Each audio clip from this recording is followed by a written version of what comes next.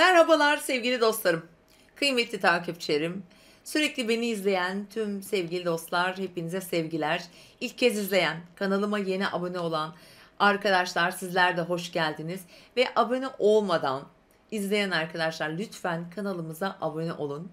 Eğer yayını beğendiyseniz beğeni butonuna basmayı unutmayın diye bunu ilk önce rica etmek istedim. Çünkü bu yayınlar gerçekten emek vererek hazırlanıyor ve ben yalnız başıma da yapmıyorum.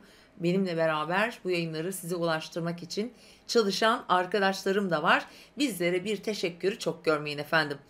Evet, yeni haftaya başlıyoruz ve yeni haftada hemen pazartesi günü Kova burcundaki o gezegen yoğunluğuna Merkür de katılıyor. Merkür Kova burcuna geçer ve bizim düşünce gezegenimiz, hareketlerimizi, davranışlarımızı yönlendiren gezegen aslında. Kova burcuna geçtiğinde tabii ki Kova burcundaki Plüto ile kavuşacak ve hemen pazartesi günü kavuşacak. Çok güçlü bir enerji, haftaya yayılan bir enerji olacak aslında. Yine pazartesi günü Venüs'ün Şiron'la bir karesi var. Ani gelişen ilişkilerdeki kopmalar ya da ani gelişen belki de ilişkiler başlayabilir hayatımızda. Ama önemli olan şu, pazartesi günü Ay Yay burcunda güzel de etkiler var ama bu etkiler de devrede. O yüzden hatırlatmak istiyorum sizlere. Şimdi pazartesi günü Ay Yay burcunda, salı günü öğle saatlerine kadar uzak hedeflerimizle ilgileneceğiz. Seyahatler, yolculuklar, tatil planları mesela getirebilir, yapabiliriz bu arada. Hukuki süreçler, mahkemeli konular, belki bazılarımıza bazı sonuçlar gelebilir ya da müracaatlar yapabilirsiniz. Diğer yandan bu anlamda uluslararası konuları çalıştıracak bir buçuk gün olacak. İşte başka ülkelerle olan alışverişlerimiz, ticari anlaşmalar, pasaport, vize, evraklı işler veya bir akademik kariyer, bir sınav başvurusu gibi konular için bu bir buçuk günü değerlendirebilirsiniz. Şimdi önemli bir şey, bu hafta hemen salı günü öğleden sonra, bu arada perşembe gününün ilk yarısına kadar, bu ayın yani Şubat ayının en önemli 2,5 günü. Çünkü Ay Oğlak Burcu'nda seyredecek. Bu ayda bir kere olur ve bu aya bugünlere denk geliyor. Şimdi çok ciddi bir 2,5 gün yaşayacağız. Önemli konuları gündemimize taşıyabiliriz ki öyle olacaktır. Önemli konular nedir? Bizim için önemli olan işte işimiz diyelim. Kariyerle ilgili konular. İşte orada bir yenilik yapmak, bir adım atmak, bazı kararlar almak. Özellikle mesela çalışıyorsak belki taleplerimizi ortaya koymak. İşverenler için belki orada bir düzenleme yapmak. İşte ödemeler, para, finansla ilgili konular. Burası gayrimenkuller ya da emlakla ilgili de özellikle çalışacaktır bu 2,5 gün. Bu 2,5 gün yani gerçekten önemli, ciddi kararlar için bence değerlendirilebilir. Şimdi efendim, özellikle çarşamba gününe gelmek istiyorum. Bu haftanın en önemli, en güzel günü çarşamba. Çünkü bakın, o kadar sürpriz şeyler var ki çarşamba günü. Çok önemli işlerimiz mesela bence bu hafta 7 Ocak çarşamba gününe planlayabilirsiniz. Venüs ve Uranüs arasında bir üçgen açı oluşacak. Aslında çarşamba günü kesinleşiyor ama haftanın başından itibaren de bunu hissedebiliriz. O kadar enteresan bir zaman dilimini yaşayacağız ki bu hafta. Çok ani gelişmeler yaşanabilir. Mesela finansla ilgili konularda ani sürpriz gelişmeler getirebilir. Para getirebilir. Özellikle tabii Venüs olduğu için ilişkiler burada çok öne çıkacaktır. Ani sürpriz başlayan ilişkiler. Bu arada haftanın başındaki Şiron ve Venüs karesi ani kopuşlar da getirebilir. Dolayısıyla bu hafta ani başlayan ilişkiler, ani biten ilişkiler gibi adlandırabiliriz aslında. Çarşamba günden devam ediyorum. Aynı zamanda Venüs ve Ay tüm gün kavuşumda olacak. Bakın, parayı yönetmek, ilişkilerimizi yönetmek, kendi içsel huzurumuzu duygusal anlamda çok daha iyi hissedeceğimiz, kendimizi daha güzel hissedebileceğimiz, daha iyi ifade edebileceğimiz, destek almamız gereken veya önemli konuları eğer konuşmak istiyorsak, bakın bugün hakikaten harika olabilir. Hatta bazılarına gerçekten müjdeler getirecek sevgili dostlar. Şimdi perşembe günün ilk yarısına kadar bu enerjiler aktif ve ikinci yarısında Ay Kova burcuna geçer ve Kova burcundaki yeni ay etkileri devreye perşembe günü öğleden sonra girer dostlar. Sert bir enerji bu arada. Mesela Ay Merkür kavuşumu var, Ay Uranüs karesi var ve hemen 9'una geçtiğimizde yine Ay Kova burcunda Ay Merkür kavuşumuyla beraber Uranüs'ün yine Jüpiter'den de etki alıyor bu arada. Sert Plüto Merkür'le beraber çok ani sarsılan dinamikler bizi duygusal anlamda da ya da mesela içinde bulunduğunuz konuda, ki virgül koyarak şunu söylemek istiyorum. Doğum haritalarında Kova burcunun bulunduğu alana bakın. İlk 5 derecede eğer yerleşiminiz varsa 1 ile 5 arasında Plüto, Merkür kavuşumundan ve aynı zamanda bu hafta yaşayacağımız Kova burcu yeni ayından çok etki alırsınız arkadaşlar. Olmasa da Kova dinamikleri çok güçlü olduğu için ve 19'una kadar, yani bu ayın 19'una kadar süreceği için hayatımızı dönüştürecek etkiler devrede. Cuma gününden devam ediyoruz. Cuma gecesi 20 derece Kova burcunda Ay ile Güneş kavuşacak bir yeni ay meydana getirecek. Tabii ki bu haftaya yayılan bir enerji bu. Cumartesi günü ne kadar? Cumartesi günü ikinci yarısına kadar özür dilerim. Bu yeni ay enerjisinin altında olacağız. Bakın çok sarsıcı olabilir bir anlamda. Neden? Tam yeni ay esnasında Uranüs Ay ve Güneş'e karesini yapıyor. Bu bizi gerçekten etkileyecek durumlar getirebilir.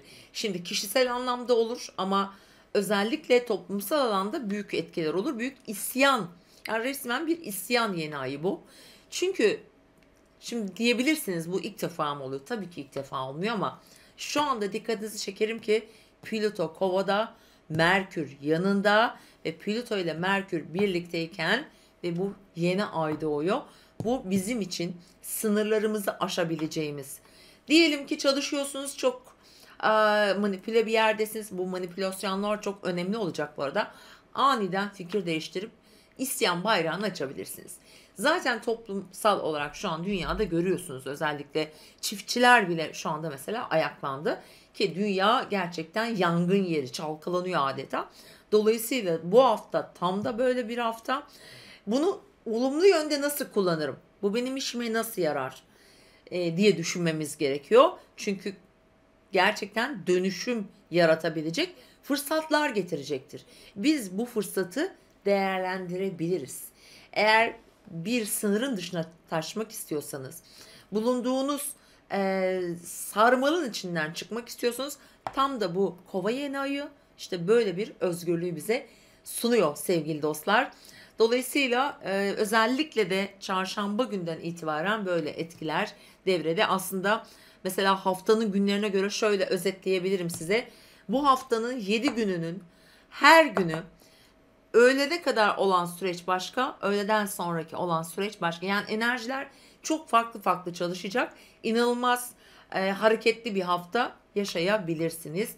Tabii uzayla, bilimle, teknolojiyle, buluşlarla, sağlıkla ilgili de önemli bu yeni ay ile beraber gelişmeler, yenilikler, kurallar, bazı kuralların değişmesi. Önemli, mesela kökleşmiş bazı yapıların değişime uğraması demek bu. Böyle özetlersem daha doğru olacak. Tabii bunu siz kendi hayatlarınızda da çıkarım yapabilirsiniz. İlişkiler bitebilir. Hayatta her şey bitiyor. Yeniden başlayabilir. O yeniden başlayan ilişkiler de tekrar bitebilir. Sonuç olarak esas olan biz kendimiziz.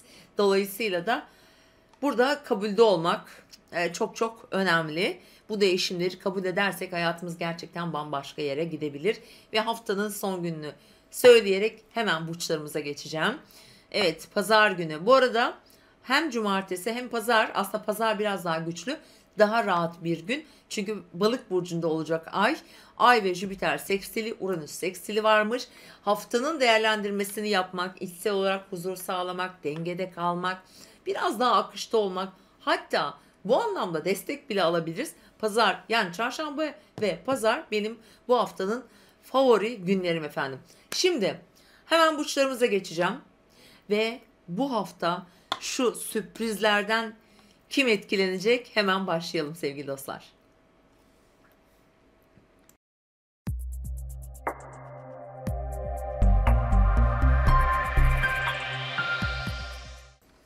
Koç ve yükselen burcu Koç olan dostlar, 5 ve 11 Şubat haftasında bu sürprizli bir hafta olacak ve sizin için bilhassa haftanın ortası çok çok çok çok önemli olacak gerçekten.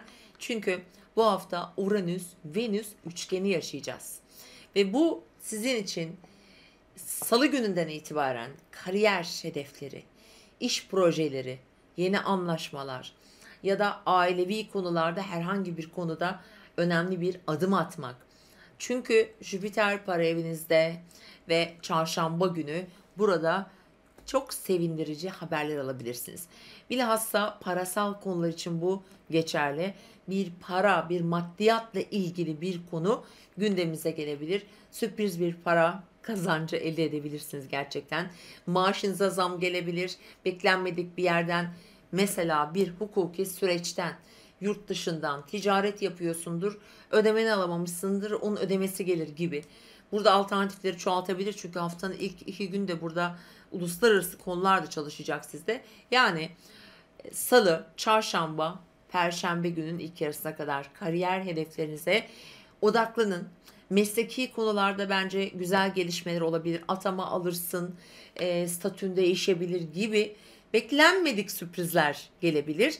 Bu anlamda gerçekten koçlar bu hafta çok güzel etkiler alıyor. Hem kariyer anlamında hem de para anlamında. Diğer açılara baktığımızda mesela pazartesi günü Venüs'ün Şiron'la bir karesi var.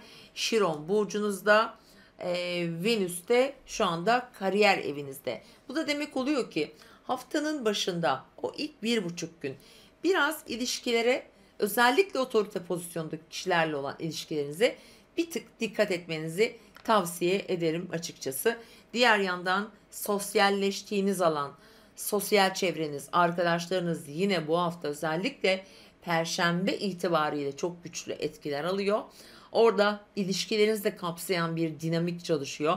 Bazıları için ilişkileri olacak. Bu arada bazılarının özel ilişkilerinde işte evlilik, ortaklık gibi bu anlamda çok güzel destek alıyorlar. Bu hafta boyunca da alacaklar koçlar. Ama parasal konulara geldiğimizde bu Perşembe, Cuma biraz dikkat etmenizi tavsiye edeceğim. Genel anlamda aşk, flörtler gibi konuları soranlar da olacaktır aramızda illaki. O anlamda çok güçlü etkiler almıyor ama bu tepe noktasındaki sürprizler tabii ki ilişkilere bağlı olma ihtimali var. Sağlık açısından baktığımızda bu hafta sağlıkla ilgili bence koçların güzel, yani ciddi bir sorun olacağını düşünmüyorum. Aile içi dinamiklere biraz o salı ve perşembe arası dikkat. Ebeveynler yaşam yeriyle ilgili de bir takım anlaşmazlıklar ya da fikir ayrılıkları diyelim oluşabilme olasılığı var. Ve haftanın sonunda yine çok güzel etkiler var. Özellikle ailevi konuları ya da benzeri konuları konuşmak için pazar gününü değerlendirebilirsiniz. Haftanın en güzel günü de Ay Oğlak Burcu'nda kariyer evinizde böyle çok önemli bir işim var Deniz Hanım eğer diyen varsa, Emine Deniz, yani ikisi de benim adım. Çarşamba günü kullanmanızı tavsiye ederim. Çünkü haritanız bu anlamda, mesela bir maaş artışı talep edeceksiniz diyelim. Muhteşem, yani hiç beklemediğiniz gibi gelişebilir. İlişkiler anlamında yani totalde bu hafta koçlar iyisiniz. Kendinize iyi bakın. Mutlu haftalar.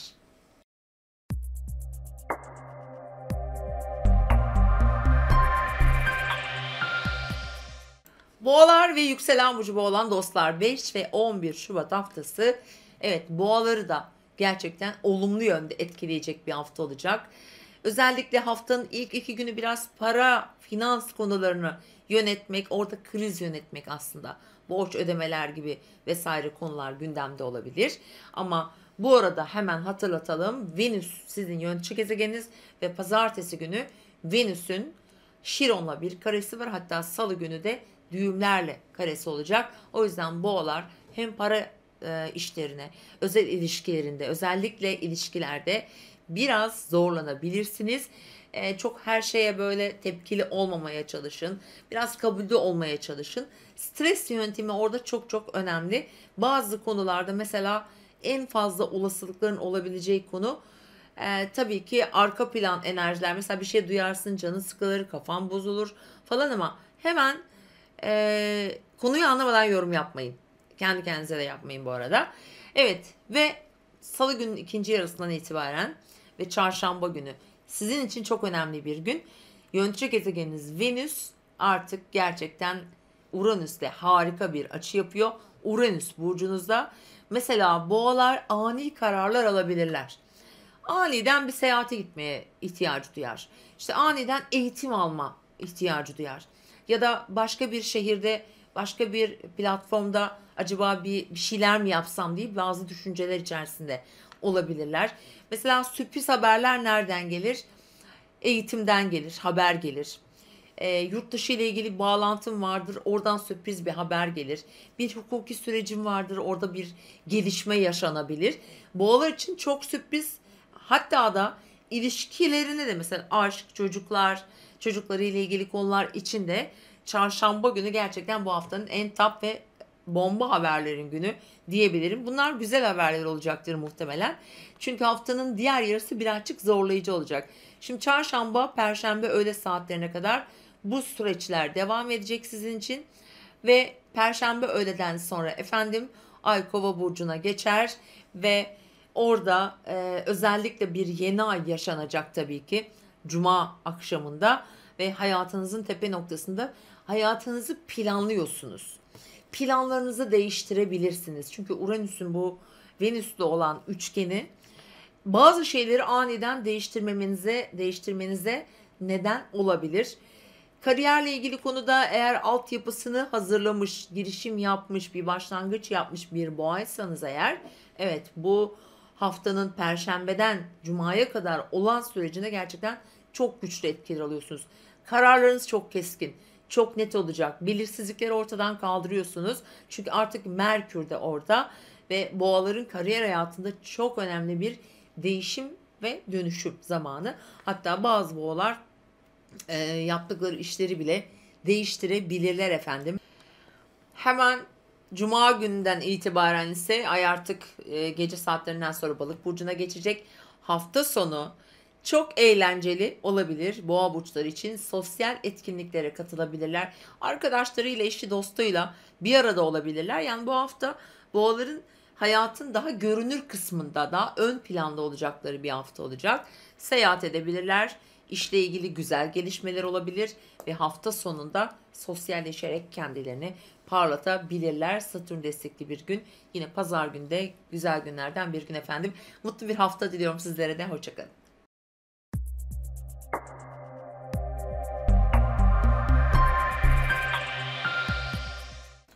Merhabalar ikizler ve yükselen burcu ikizler olan dostlar. 5 ve 11 Şubat haftası. İkizler için haftanın ilk 1,5 günü.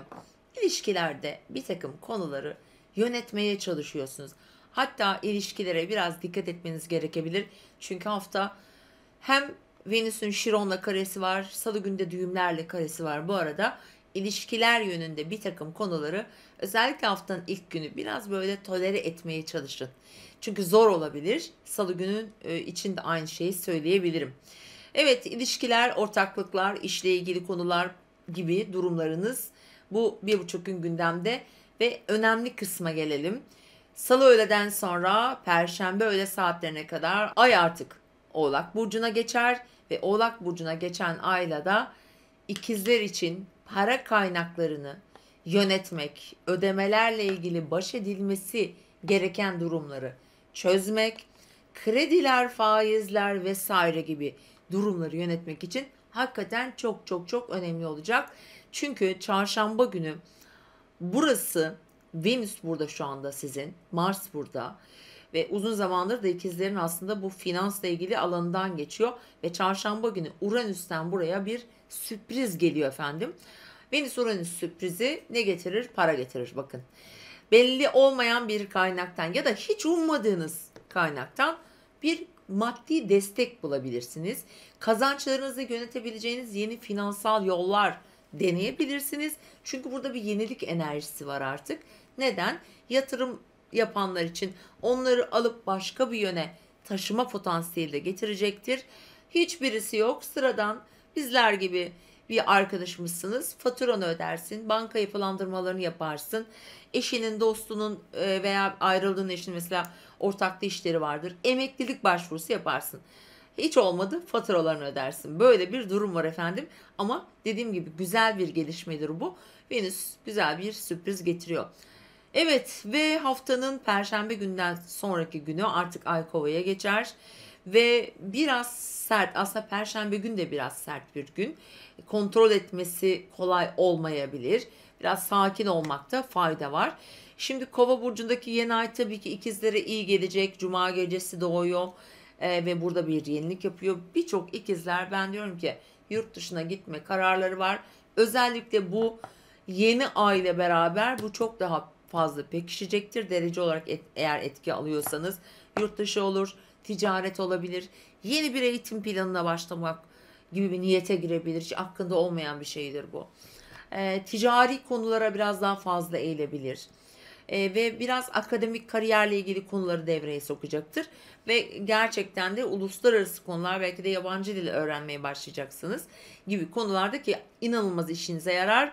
Bu dönemde böyle bir yenilik yapmak, çok radikal kararlar almak gerçekten, çünkü destek alıyorsunuz yani hava elementinde olduğu için çok işinize yarayacaktır. Sakın bana lazım demeyin. Değerli ikizler, yönetici gezegeniniz Merkür de çünkü artık orada. Zaten aklınız fikriniz de bu alandadır. Bazıları yakın çevresiyle olan bağlantılarında da bir takım hareketlilikler yaşayacaklar. Gidip gelmeler falan da olabilir. Hafta sonuna geliyoruz. Cumartesi, pazar, Ay Balık burcunda ve ikizler burçları düşünüyorlar, plan yapıyorlar. Ve bu planların arkasına bir dayanak, bir altyapı arıyorsanız pazar günü değerlendirin. Çünkü pazar günü desteklenen bir gün, Satürn tarafından destek alınan bir gün. Eğer bir toplumsal bir işiniz olabilir, ailevi olabilir, ilişkiler yine ikizler için çok önemli bir konu. Yine bu hafta ikizler için bence ilişkiler özellikle haftanın ikinci yarısından sonra çok güzel çalışacak sizler için. Ama haftayı dediğim gibi tam tap noktada tamamlıyorsunuz. Hayatınızın tepesinde bir ay var. Bir şeyleri düşünüp yeniden şöyle gözden geçireceğiniz bir hafta sonu geliyor. Aşkta, para ile ilgili konularda ya da sağlıkla ilgili konularda çok önemli bir değişiklik olmayabilir. Ama mevcut kaynakları yönetmek anlamında çok önemli gelişmeler bekleyebilirsiniz efendim. Evet, sizlere de mutlu bir hafta diliyorum. Hoşçakalın.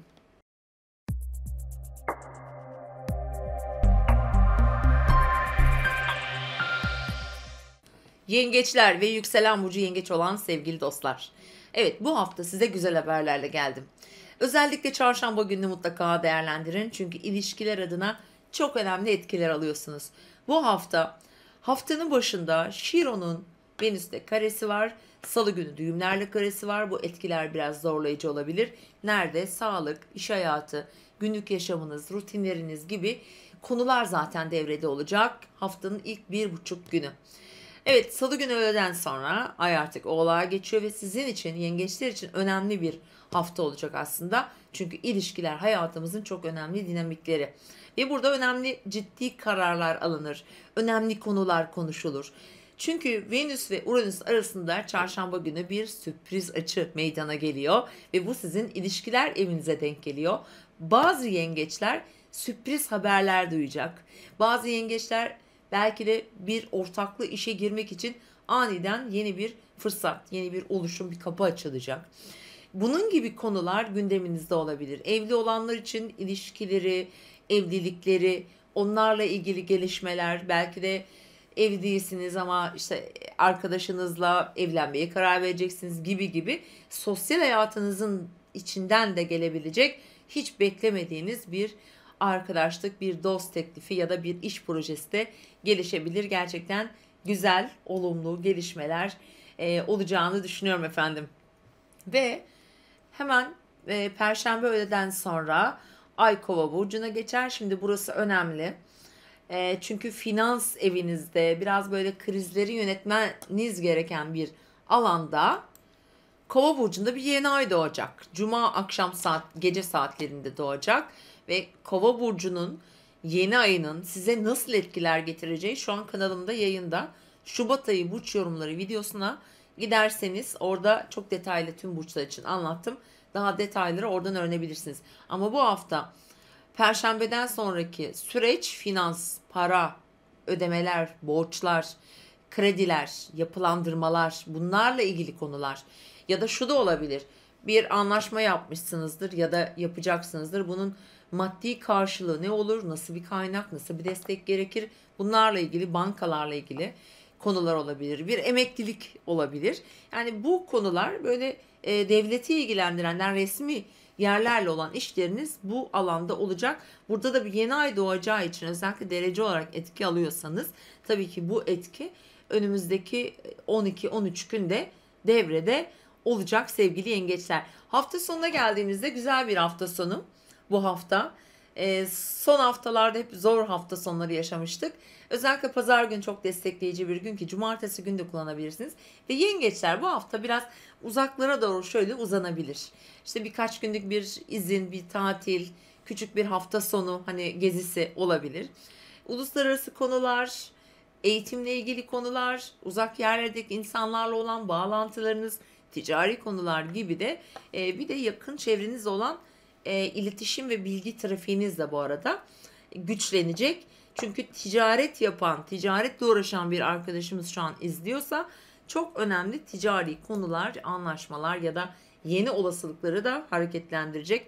Hatta uluslararası konuları hareketlendirirken araçlarla işte lojistik anlamdaki konuları da destekleyen bir süreç olacak.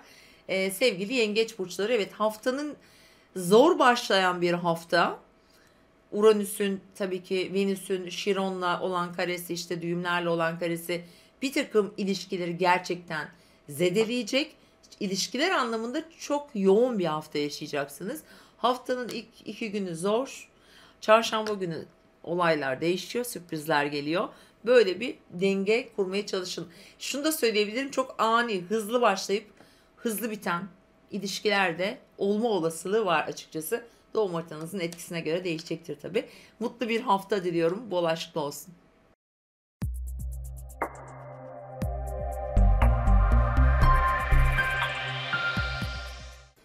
Aslanlar ve yükselen burcu aslan olanlar 5 ve 11 Şubat haftasında ilişkiler ve ilişkilerle ilgili konularla başlıyorsunuz. Bunlar daha çok flört gibi ilişkiler, aşk hayatı ile ilgili konular, parasal konular, finansla ilgili konular ve çocuklar ve çocuklarınızla ilgili konular gündeminizde olacak. Pazartesi ve salı günün ilk yarısına kadar ve Venüs'ün Şiron'la bir karesi var. İlişkilere dikkat diyelim biz. Aniden bazı gelişmeleri getirebilir. Parasal konular için de aynı şeyi söyleyebilirim.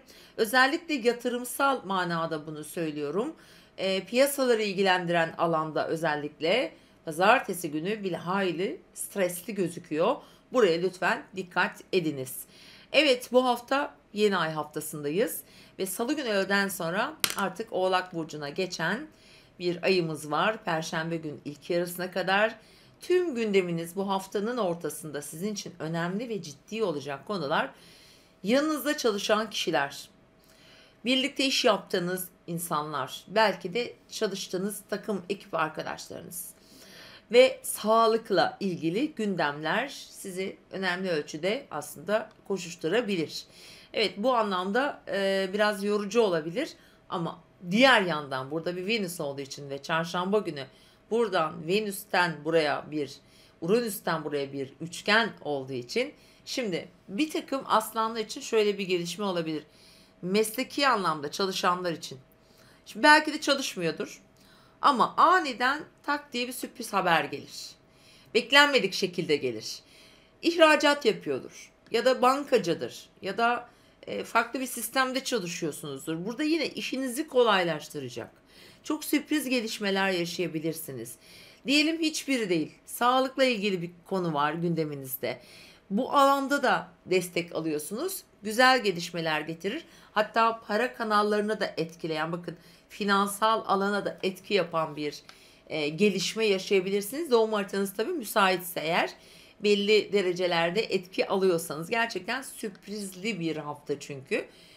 aniden başlayan, hızlıca ilerleyen, bizi şaşırtacak, gündemimizi değiştirecek, bizi mutlu da edecek ama aynı zamanda biraz zorlayacak da enerjiler var. Evet efendim, haftanın bir 2,5 günü bu şekilde ve Perşembe öğleden sonra ay artık Kova burcuna geçer ve sizin ilişkiler evinizde bir yeni ay doğar. Ve bu yeni ay gerçekten Uranüs'ten sert açılar alıyor. Cuma gecesi ani gelişmeler de getirebilir. Nerede? Evlilikle ilgili konularda biraz sarsıcı olabilir. Aniden bir şeyler bitme noktasına gelebilir. İş yapıyorsunuzdur ki bunlar bence daha çok mesleki anlamda çalışacaktır. Veya aileyle ilgili bir durum vardır.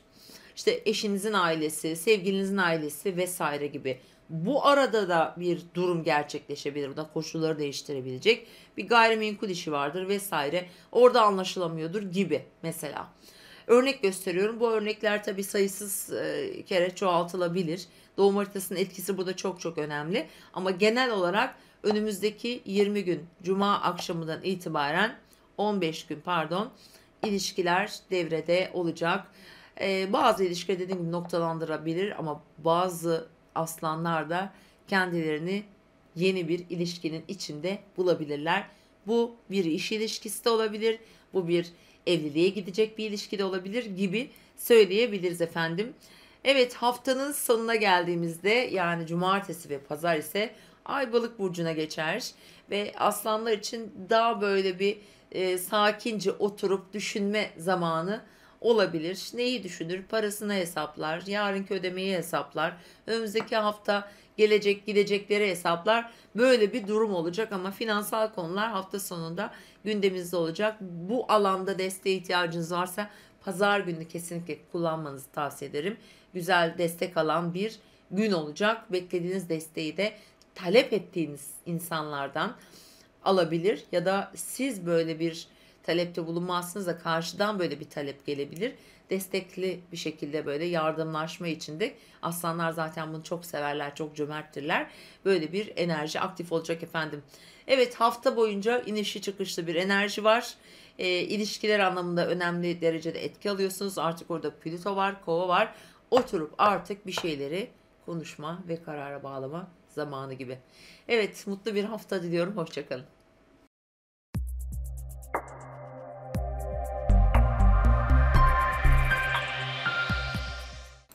Başaklar ve yükselen burcu Başak olan sevgili dostlar. 5 ve 11 Şubat haftası. En çok mucize yaşayacak burç siz olabilirsiniz. Evet, kolay bir hafta değil. Çok inişi çıkışlı, çok ani şeyler yaşayacaksınız.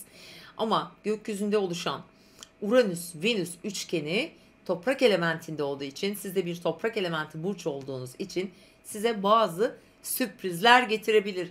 Nereden getirir? Sıralayacağım şimdi. Aşk hayatında getirir. Şimdi bazı başaklar aşk istiyordur, ilişki istiyordur. Sürpriz ilişkiler çıkar efendim buradan.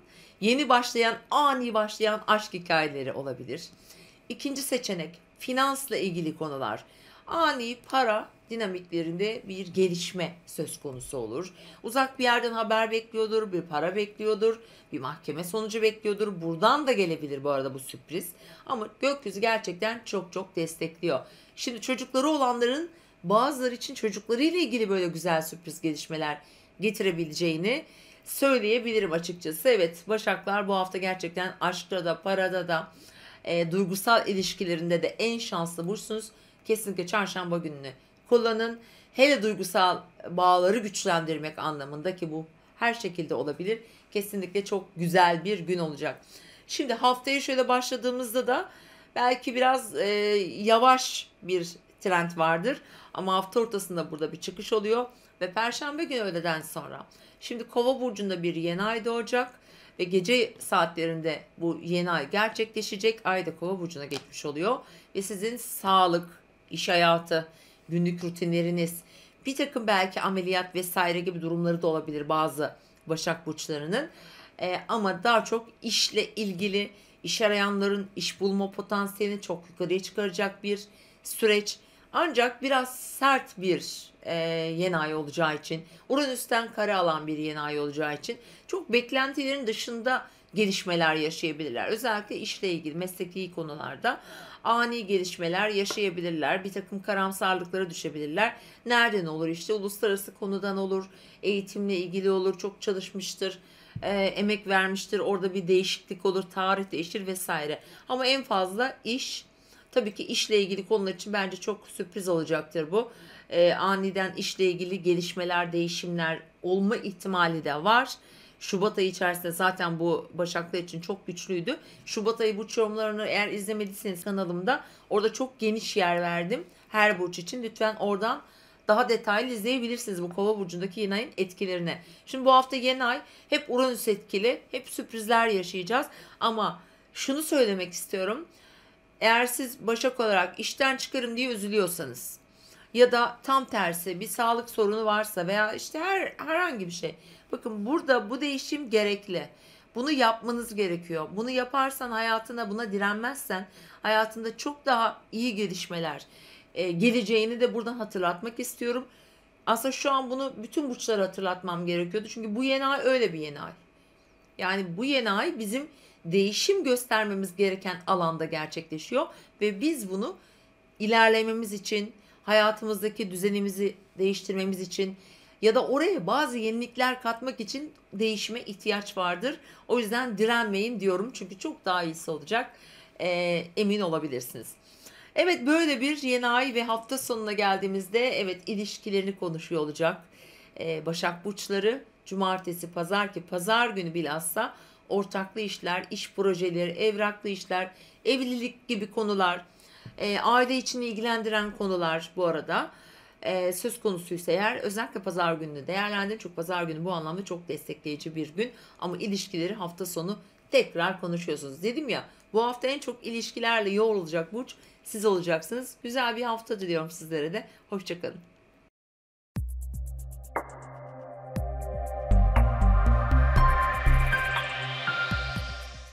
Terazi ve yükselen burcu terazi olan dostlar.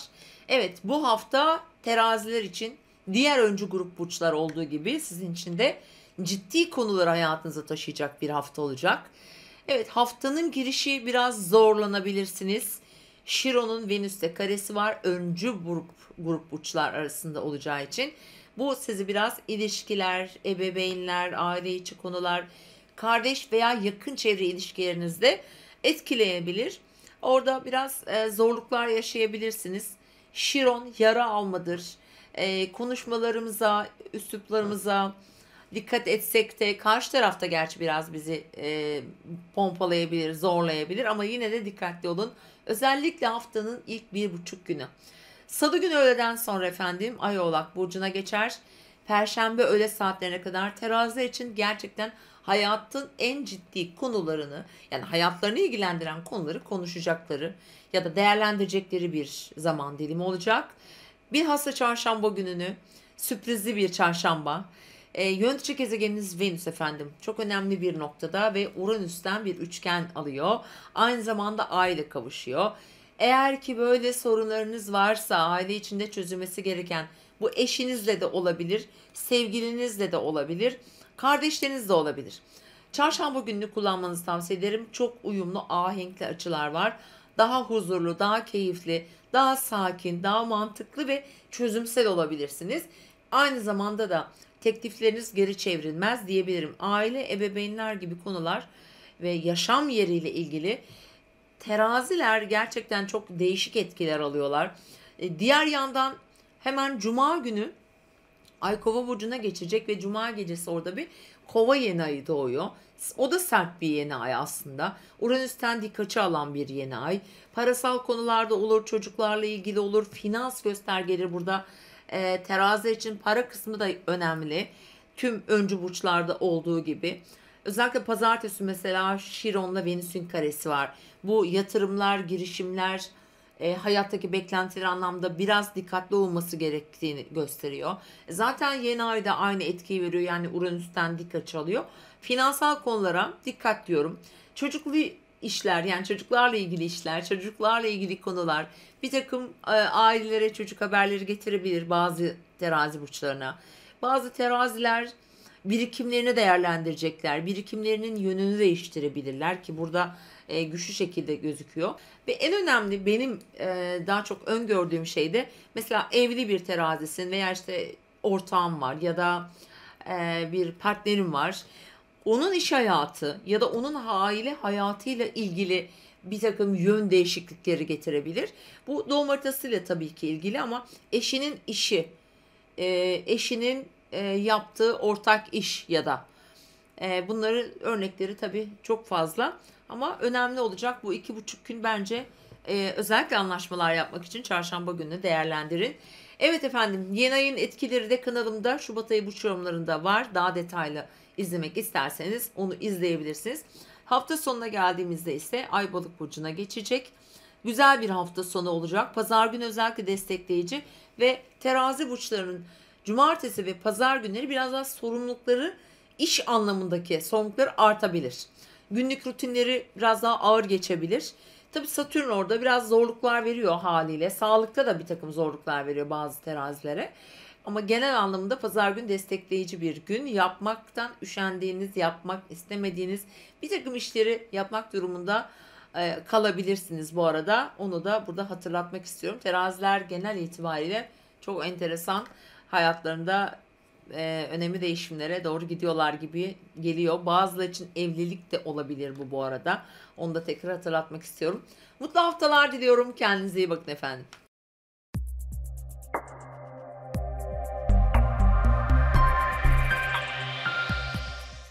Akrepler ve yükselen burcu akrep olan sevgili dostlar, 5-11 Şubat haftası. Güçlü bir hafta, hızlı değişimler, hızlı gelişmeler yaşanacak bir hafta ve haftaya parasal konularınızı planlamak, finansla ilgili işler, beklediğiniz paralar olabilir, bir takım harcamalar olabilir gibi konularla başlıyorsunuz ve pazartesi günü Şiron Venüs arasındaki kare açı biraz zorluklar çıkarabilir. Bazılarımız için, hepimiz için geçerli değil. İlişkiler ve parayla ilgili konularda. Diğer yandan haftanın devamında önemli bir gelişmede aslında belki akrepler için yakın çevreleriyle olan ilişkilerini pekiştirebilmelerini sağlayacak bir 2,5 gün olacak. Salı öğleden sonra Perşembe öğle saatlerine kadar çok önemli haberleşmeler olacak efendim. Ve bu girişimler, bu başlangıçlar sizin hayatınızda önümüzdeki süreçleri yönlendirebilecek kıvamda olabilir. Çünkü burada önemli bir gezegen geçişi var. Venüs ve Uranüs'ten çok güzel bir destek alıyor, bir üçgen alıyor. Dolayısıyla da burada sürpriz haberler gelebilir. Yeni gelişmeler olabilir. Yakın çevrenizle ilgili, kardeşlerinizle ilgili de olabilir bu arada bu. Eğitim, öğrenim, eğitimle ilgili konular, akademik konular, terfiler, efendim beklenen atamalar vesaire, bunların hepsi bu alandadır. Araçlar, araçlarla ilgili ve yine ulaşımla ilgili konular özellikle bu hafta ortası sizin için çok önemli. Hatta çok destekleyici olacak. Sevindirici gelişmeler getirebilir ki getireceğini düşünüyorum. Çünkü yönetici gezegeniniz Mars da aynı zamanda bu alanda, zaten birçok akrebinde böyle bir girişim yapma, bir şeyleri başlama, böyle hızlı güçlü bir şekilde büyüme, o üzerlerindeki atalete atma gibi bir durumları var. Şimdi efendim yine akrepler için hemen çarşamba günü değerlendirin dedik. Perşembe günü biraz stresli olabilir. Perşembe Cuma'ya geçişte de, Cuma'ya geçtiğimizde Kova burcunda bir yeni ay doğuyor. Cuma, Perşembe öğleden sonra Cuma, Cumartesi'nin ilk yarısı eviniz, yaşam yerinizi ilgilendiren köklü bir yenilik başlıyor efendim. Çünkü bu akreplerin Plüton'un, işte Merkür'ün orada olması ve önümüzdeki ay buraya Mars da gelecek bu arada tabii. Ama bu yeni ay burada gerçekleştiğine göre, eğer 20 derece falan varsa, bir de burada gezegeniniz varsa Kova'da falan, hakikaten ailevi konular, miraslı konular, aileyi ilgilendiren, biraz köklerinizi ilgilendiren konular veya sizin fikirlerinizi, düşüncelerinizi değiştirecek çok önemli gelişmeleri de getirir. Yani burada hayata bakışı da değiştirir bazen. Yani bu alan bizim yaşadığımız, büyüdüğümüz hani bir kültürümüz vardır. Hepimiz bir aile yapısından geliyoruz. buraları da değiştirebilir. Yani kişi tamamıyla bir bağımsız, bir özgür bir duruma geçmek isteyebilir. Sınırların dışına aşmak isteyebilir. Akreplerin gerçekten hani doğum haritalarına baktırmalarını tavsiye ederim. Özellikle diğer hani sabit grup burçlarla beraber, sadece akrepler değil aslında, akrepler, boğalar, kovalar ve aslan burçları bu anlamda özellikle bu yeni aydan çok dönüştürücü etki aldıkları için, özellikle şu an akreplere sıra geldiği için onu söylüyorum. Hakikaten hayatınızın önemli ölçüde değiştirecek kararlar alıyorsunuz gibi duruyor. Evet efendim, hafta sonuna geldiğimizde daha keyifli bir hafta sonu bekliyor. Ay balık burcuna geçer, su elementine geçer. Cumartesi, özellikle pazar günü çok güzel bir gün. Biraz aşkla, ilişkilerle, çocuklarla ilgili haber şu an benden duymak isteyenler pazar gününü değerlendirebilirsiniz. Aşkta şanslı olduğunuz bir zaman dilimi. Parasal, finansal konular için yine destekleyici. Zaten bu hafta para ile ilgili çok dinamik olacak. Akrep burçların hayatlarında ve hafta sonunda kapanış bu şekilde oluyor. Yalnız şunun altını çizmek istiyorum. Bilhassa pazar günü için şans oyunları gibi konularda çok da şanslı olmayabilirsiniz. Ama Satürn'ün de desteği var. Biraz sınırlarımızı o alanda kontrol tutalım diyelim. Sevgili akrepler. Evet, mutlu bir hafta diliyorum sizlere de. Hoşçakalın.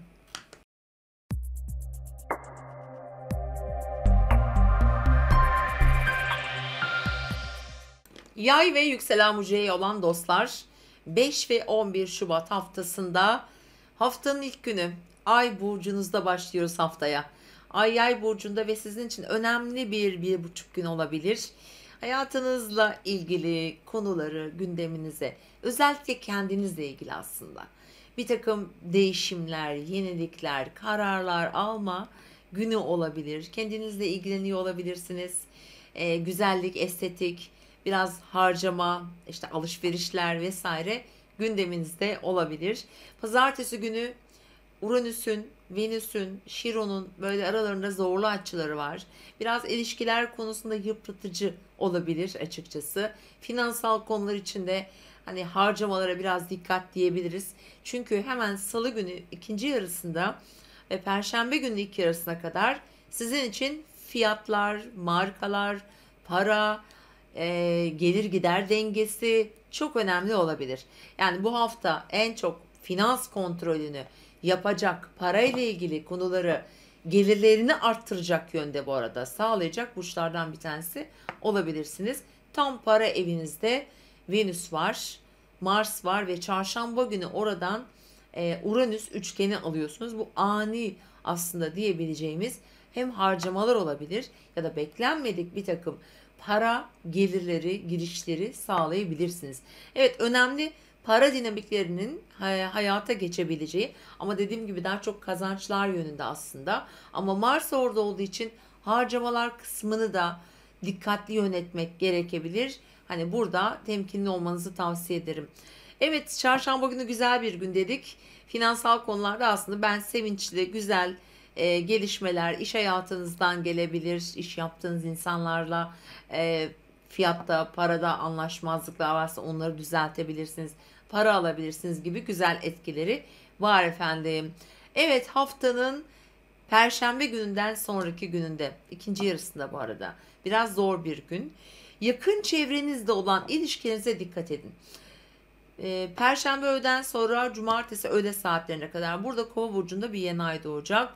Cuma gecesinde, Cumartesiye geçişte yakın çevreniz, ilişkileriniz, seyahatler, ulaşımla ilgili konular, araçlar gibi konular önümüzdeki 12 gün gündeminizde olacak.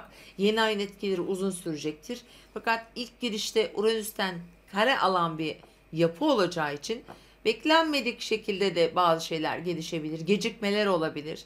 Şaşıracağımız, bizim istemediğimiz yönde de bazı durumlar olabilir, ama sonuç olarak hani sizi çok etkileyecek, ciddi üzecek ya da endişelendirecek bir durum olacağını sanmıyorum. Çünkü yeni ayın size desteği var aynı zamanda efendim. Evet, baktığımız zaman böyle bir süreç, çok yoğun bir bilgi ve iletişim trafiği içinde olacaksınız. Bir şeylere başlamak, eğitim almak, özellikle böyle dijital konularla ilgilenmek, telefondur, elektronik cihazlardır, satın almalar vesaire ve bunun için de çok araştıracaksınız gibi duruyor. Çünkü teknolojiyle ilgili bağlarımız her geçen gün farklı seviyelere geliyor ve burada da sizi bu şekilde karşılayacak bir yeni ay var. Evet, hafta sonuna geldiğimizde cumartesi öğleden sonra artık ay balık burcuna geçiyor. Hafta sonunu evinizde geçirebilirsiniz. Kendi kendinize, ailenizle. Özellikle pazar günü çok keyifli bir gün olabilir. Satürn'ün de özellikle desteğini alan bir gün olacağı için sorumluluklar, aile içindeki sorumluluklar, ev içindeki bir takım işler, güçler böyle gündeminizde olabilir. Yani pazar günü sakince bir zaman dilimi geçiyor. Aşk hayatımla ilgili bir şey söylemediniz diyenler için de aşk hayatı ile ilgili konular bir dahaki haftaya yay burçlar için çok çok güçlü çalışacak. Hatta çok güzel ilişkiler yönünde ve finansla ilgili konularda bence önemli gelişmeleri de kaydediyor olacaksınız. Bu hafta için hatırlatmam gereken bir diğer konu. Evet, Chiron'un Venüs'te bir karesi var. Finansal konuları zorlayabilir. Piyasaları zorlayabilir bu arada. Enteresan gelişmeler yaşayabiliriz. O yüzden lütfen harcamalara dikkat edin. Kova yeni ayı da dijital dünyanın kapılarını başka yönden bize açmaya başlayacak. Oraları da iyi takip etmenizi tavsiye ederim değerli yaylar. Mutlu bir hafta diliyorum. Hoşçakalın.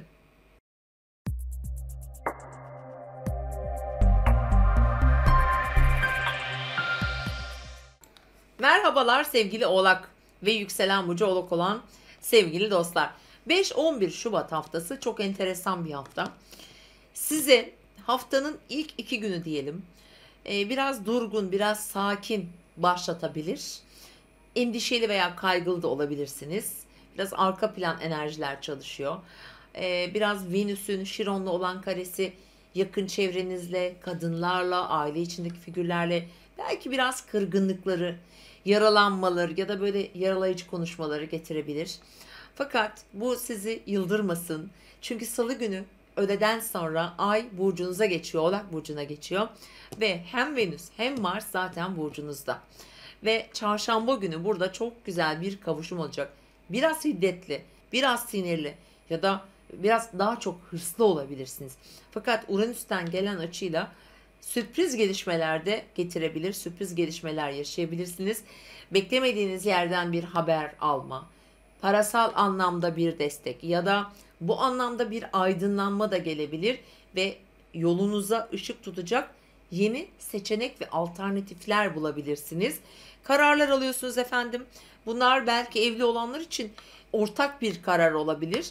Bireysel anlamda kendinizle ilgili konular, belki biraz alışveriş falan da yaptırır bu arada. Ama burada dikkat edin.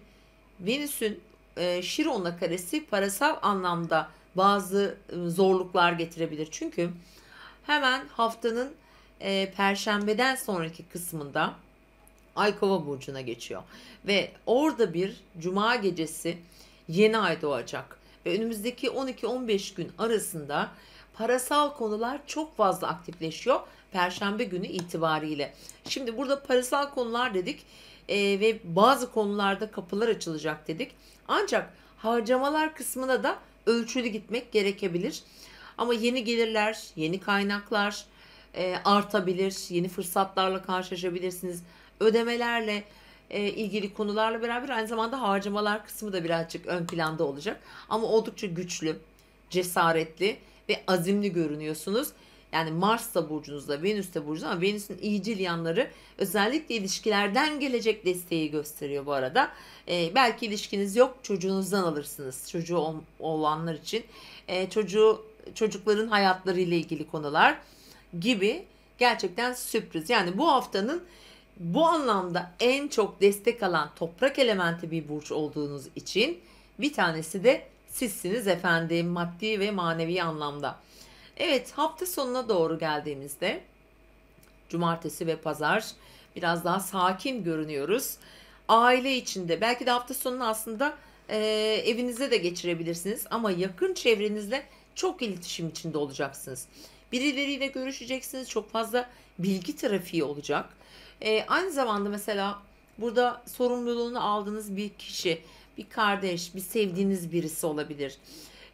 ticari konulardaki anlaşma olabilir. Pazar günü mesela çok destekli bir gün. Satürn'den destek alıyor. Satürn'ün desteği önemli ölçüde yansıyabilir hayatınıza. Bu da yakın çevrenizin size desteği gibi düşünebilirsiniz. Ancak oradan bir Satürn geçtiği için özellikle yakın çevresiyle, kardeşleriyle, ticari konularla veya bir takım sosyal içeriklerle ilgili bir takım zorluklar da yaşıyor olabilirsiniz.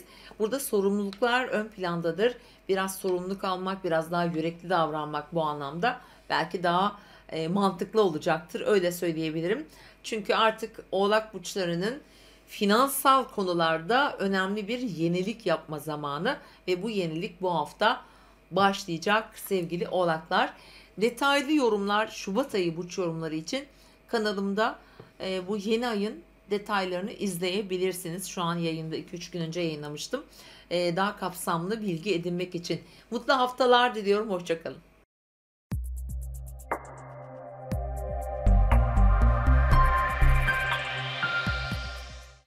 Kova ve yükselen burcu Kova olan dostlar, haftanın yıldızı sizsiniz efendim. 5-11 Şubat haftasındayız ve doğum gününüz kutlu olsun diyerek yeni haftaya başlayalım.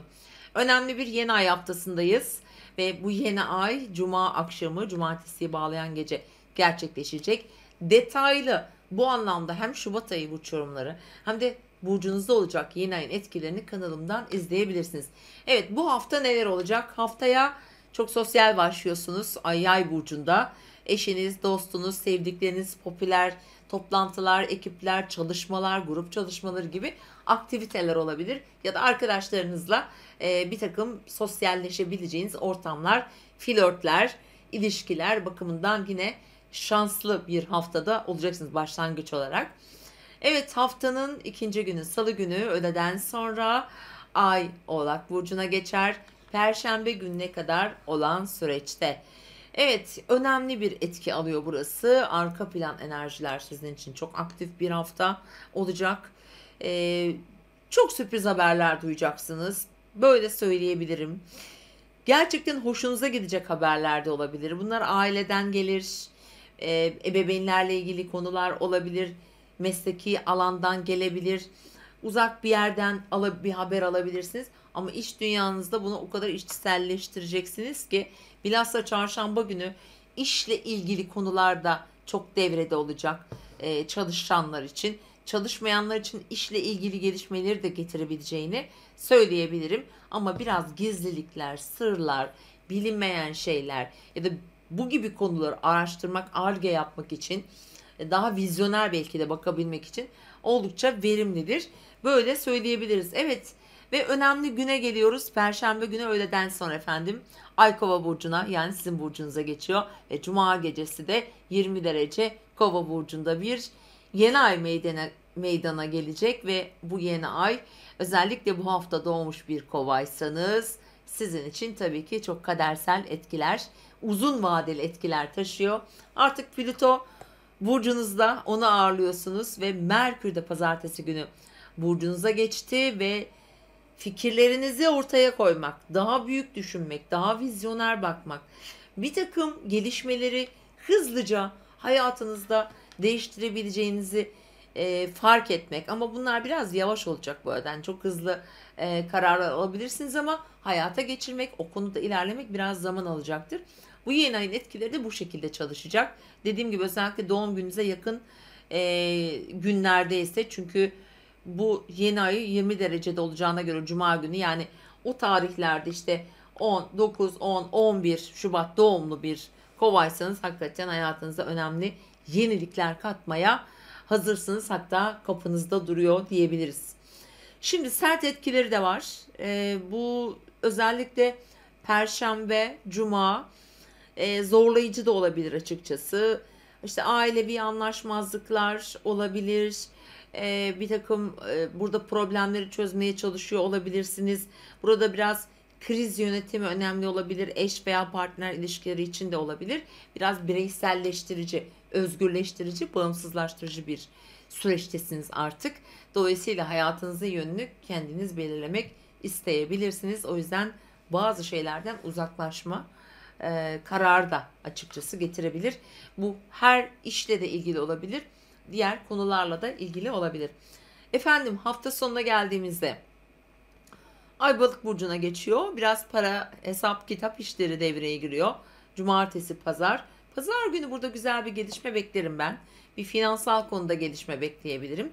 Burada güzel yatırımlar için projeler yapılabilir. Beklenen bir finansla ilgili konu veya bir ödeme planı çıkarabilirsiniz. Bir liste yapabilirsiniz mesela. Böyle bir gündeminiz olacak. Evet efendim, şu an Kova burçlarının 12 cevheri çok yoğun. Yani istedikleri gibi harekete geçemiyorlar. Venüs de orada. Gizli ilişkiler belki biraz çok ortaya çıkaramadılar. Duygularını çok ortaya çıkaramadılar. Bu hafta bunlara biraz yardımcı olabilir. Ama hala kendini kısıtlanmış, engellenmiş, hala böyle bir açılım yapamıyorum diyen bir kovaysanız eğer, bekleyin, bu ay bitsin.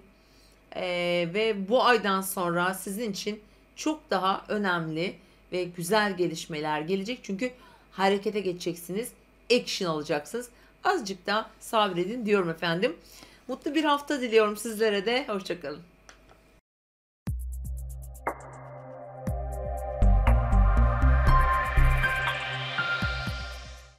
Balık ve yükselen burcu balık olan sevgili arkadaşlar, 5 ve 11 Şubat haftasındayız.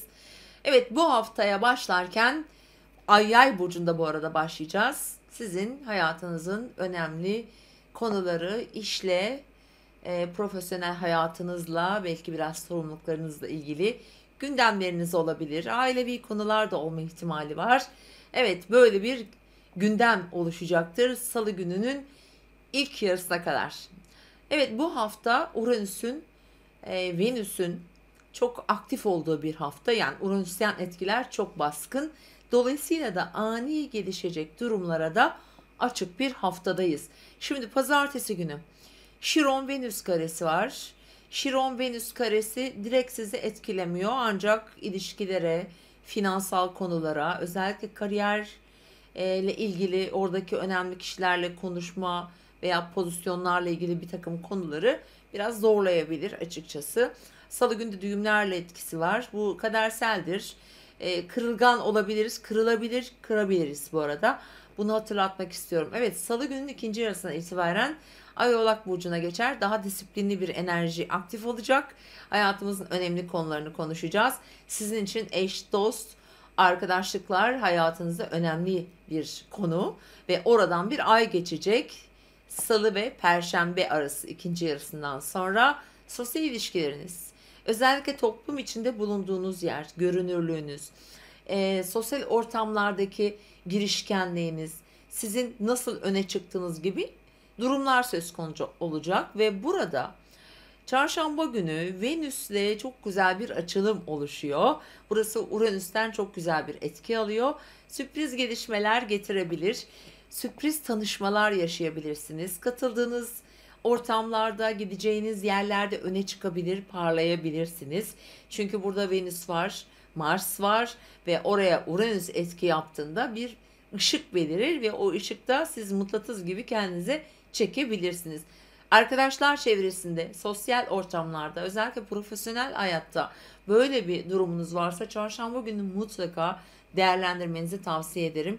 Ay da oradan geçecek, gayet güzel, uyumlu bir gün olacak efendim. Evet, Uranüs'ün etkisi de tabii yadsınamaz bu durumda. İlişkilerinize iyi yansır, onu da tekrar hatırlatmak istiyorum. Evet, ve Perşembe günü öğleden sonra Ay Kova burcuna geçer ve Kova burcunda yaşayacağımız yeni ay fazına doğru ilerlemeye başlıyor. Yeni ay bu arada sizin biraz arka plan enerjilerinizi aktifleştirecek. Biraz duru görü, öngörü, rüyalar, hisler, duygular burada çok ön planda olabilir.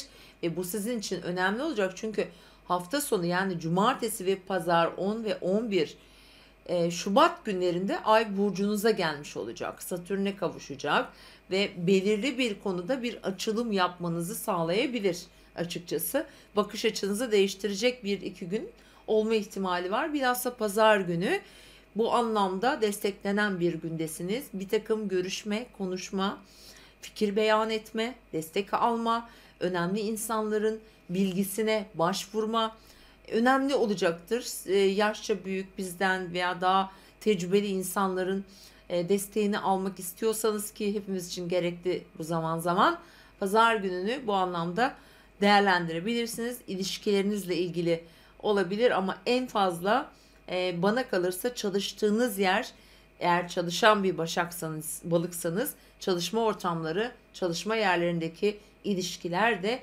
burada devrede olacak gibi duruyor. Sevgili balıklar, evet totalde birebir direkt etki almasanız da tabii ki yine de bazı gezegenlerin önemli dereceleri önemli olur. Özellikle doğum haritalarında tam denk geldiği yerler, o yüzden etki de alabilme olasılığınız var efendim. Evet, böyle bir hafta. Umarım her şey güzel ve yolunda gider ve mutlu bir hafta diliyorum.